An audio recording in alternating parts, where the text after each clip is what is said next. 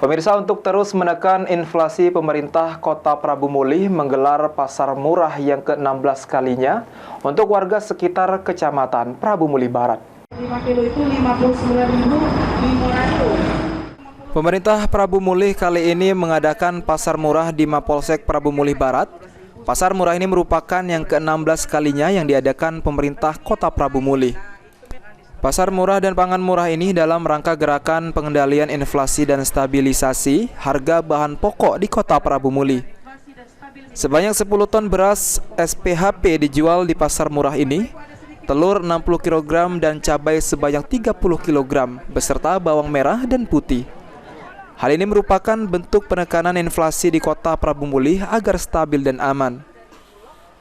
Untuk harga minyak goreng dijual dengan harga 12.000 per liternya, telur 10.000 setengah kilogramnya, cabai merah 10 per bungkus, bawang merah 15.000 dan bawang putih 12.000 setengah kilogramnya.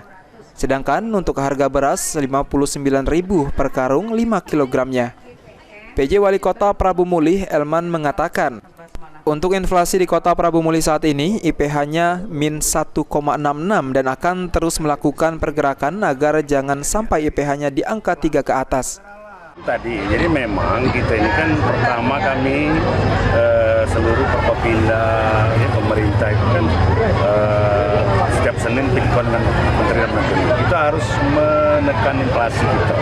Jadi inflasi yang ada di seluruh Indonesia termasuk Prabu Mulih ini harus stabil, aman.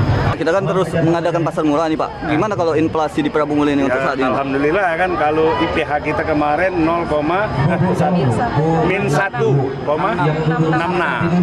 Udah tadi min 1 ya. Nah, alhamdulillah. Tapi terus kita harus bergerak seperti ini supaya jangan sampai di angka 3 ke atas. Ini kan min 1. Sementara itu, salah satu warga mengaku sangat terbantu dengan adanya pasar murah ini dan harganya juga lebih murah. Dengan adanya pasar murah ini Bu, apa tanggapan gitu? Membantu, alhamdulillah. Kalau untuk harga Bu dibanding harga-harga pasaran? Lebih murah. Sangat membantu lah.